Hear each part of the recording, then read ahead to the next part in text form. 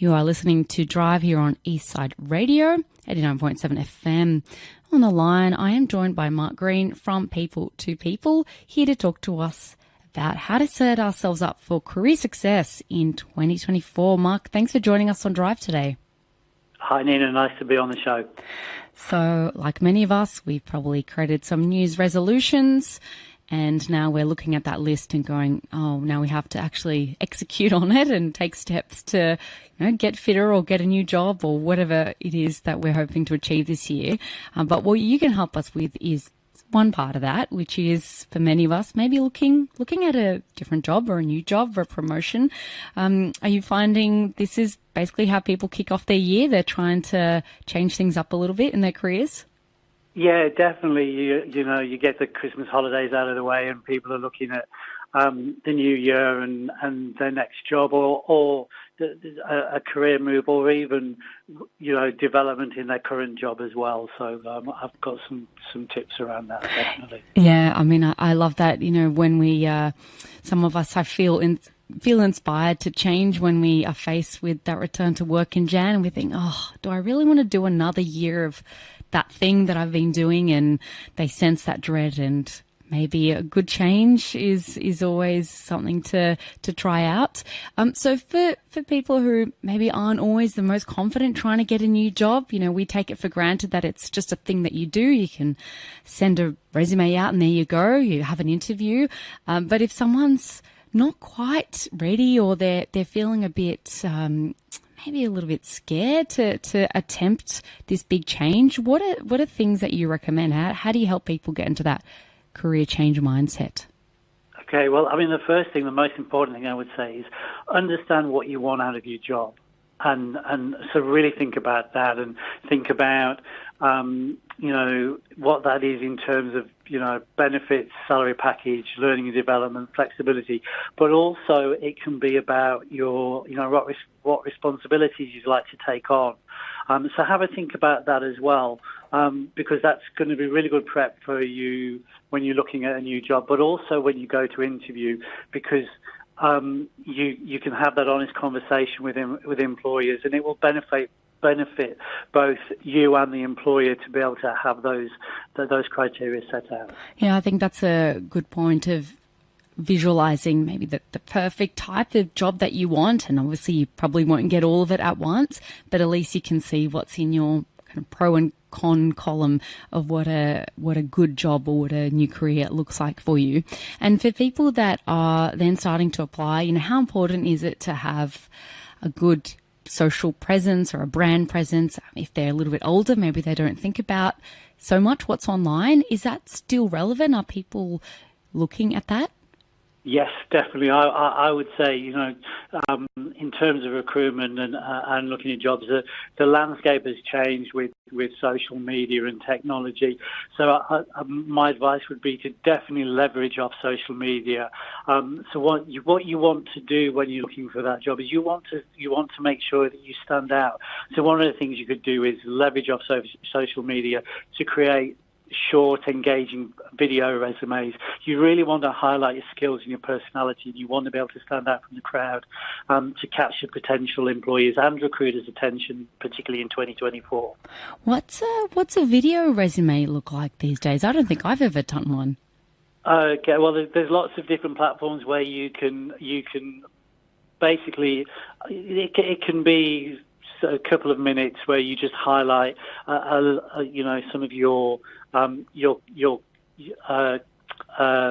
experience. So, your some of your achievements, and it doesn't have to be very long, but it's just something that catches someone's eye. It's a little bit different. It makes you stand out. So it can be, some of your accomplishments in your last role. So you can attach a link to your resume on there. That's very interesting. I haven't actually quite heard of that before, and yeah, it's a unique take on showcasing yourself as a real life human, as opposed to just words on a page, which sometimes is all we can send, really, or we think that's all we can send is those words. And when we're looking at other ways of presenting our best selves, things like LinkedIn, I'm assuming that's pretty basic, just to have that all set up and ready to go. Definitely, that's it's as important as your resume. So you need to really think about optimizing your LinkedIn profile. The advice I would have on that is have a professional headshot. So make sure that it's professional, have a compelling headline, and make sure it's got regular updates to increase your visibility to potential employers.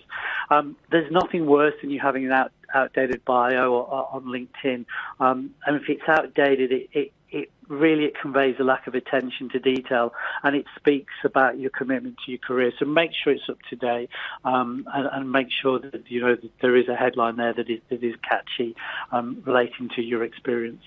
Yeah, and I think for some people who are maybe wanting to change careers, but not completely, more of a lateral step, how do you recommend that they work on that resume, or, how do they highlight the skills that may be applicable to a new side sort of move from their career, but they still will be lacking other skills necessary? How do people navigate something like that?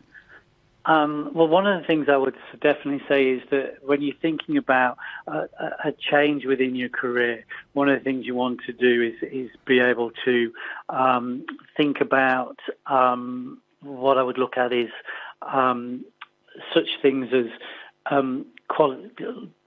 additional sort of training and qualifications. So have a look at doing some additional courses, so that you, in a particular area that you want to get into, so that you can add those onto your resume as well. So things like upskilling and education, where you may have holes in that skill set or expertise. Definitely, yeah.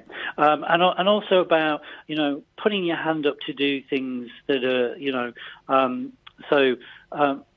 don't always play it safe. So, look at your professional development, if that's important on your agenda. So put your hands up to do things that are a little bit outside of your comfort space and outside of what you normally do as well.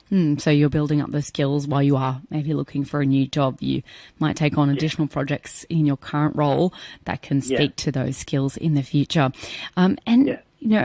As we've got the news resolution hat on, things like highlighting any side hustles we might have worked on over maybe the break even, or freelancing as well. Is that all helpful when we are maybe getting a new job or thinking of a career change?